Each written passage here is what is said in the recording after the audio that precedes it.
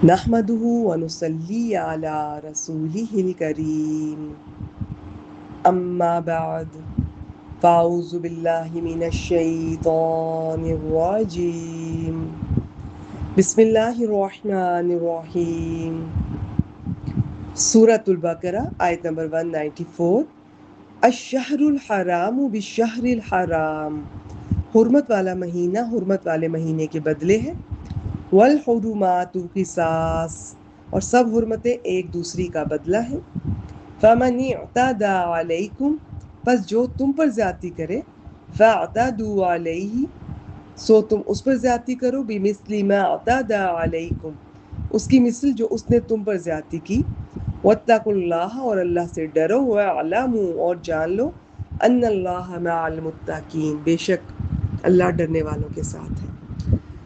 حضرت ابراہیم علیہ السلام کے وقت سے لے کر عرب میں یہ دستور چلا آیا تھا کہ ذوالقعدہ، ذوالحجہ اور محرم کے مہینے حج کرنے والوں کی وجہ سے قابل احترام قرار دیے گئے تھے، اور ان کے درمیان رجب کا مہینہ عمرہ کرنے والوں کے لیے فکس کر دیا گیا تھا تاکہ حج اور عمرہ کرنے والے پیسفلی سفر کر سکیں۔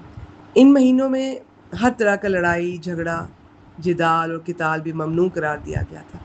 چونکہ یہ ایک اچھا دستور تھا، لہٰذا اسلام نے اسے بحال رکھا۔ اس آیت کا منشا یہ ہے کہ اگر ان مہینوں میں کافر تم سے جنگ کرتے ہیں تو پھر تمہیں بھی ان سے جنگ کی اجازت ہے، ادروائز نہیں ہے، مگر یہ خیال رہے کہ جتنی زیادتی تم پر ہوئی ہے اتنی ہی کر سکتے، اس سے زیادہ نہیں۔ اس معاملے میں اللہ سے ڈرتے رہو۔ اور یہاں زیادتی سے مراد یعنی کہ آپ یوں سمجھ لیجیے کہ یہ اگرچہ زیادتی کے جواب کو زیادتی نہیں کہا جاتا، وہ تو حق ہے، یہ کچھ قرآن مجید کا انداز ہے۔ جس طرح قرآن مجید میں کہا گیا کہ کسی برائی کا بدلہ اس کی مثل ایک برائی ہے، تو یہاں کہا گیا کہ جو تم پر زیادتی کرے تم اس پر زیادتی کرو، تو مراد یہاں پر یہ بدلہ ہی ہے جو کہ حق ہے، لیکن اتنا ہی جتنا زیادتی کی گئی ہے۔ سبحان اللہ، قرآن مجید کے اللہ تعالیٰ کے احکامات ملاحظہ فرمائیے، ہر موقع پہ عدل و احسان کو ہاتھ سے نہیں جانے دینا، کسی بھی موقع پر۔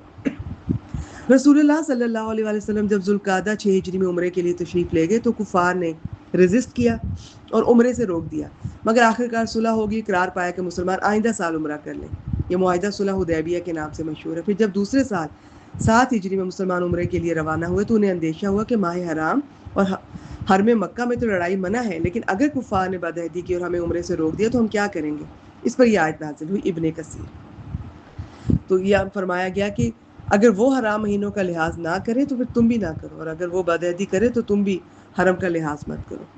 حرمت والے مہینے یاد رہے 4 ہیں، ذوالقعدہ، ذوالحجہ، محرم اور رجب۔ تو یہ تھی آج کی آیت کریمہ، میں ایک بار پھر آپ کے سامنے رکھ دیتی ہوں۔ حرمت والا مہینہ حرمت والے مہینے کے بدلے ہیں، اور سب حرمتیں ایک دوسری کا بدلہ ہیں، بس جو تم پر زیادتی کرے سو تم اس پر زیادتی کرو، اس کی مثل جو اس نے تم پر زیادتی کی ہے، اور اللہ سے ڈرو اور جان لو کہ بے شک اللہ ڈرنے والوں کے ساتھ ہے۔ وآخر دعوانا ان الحمد للہ رب العالمین۔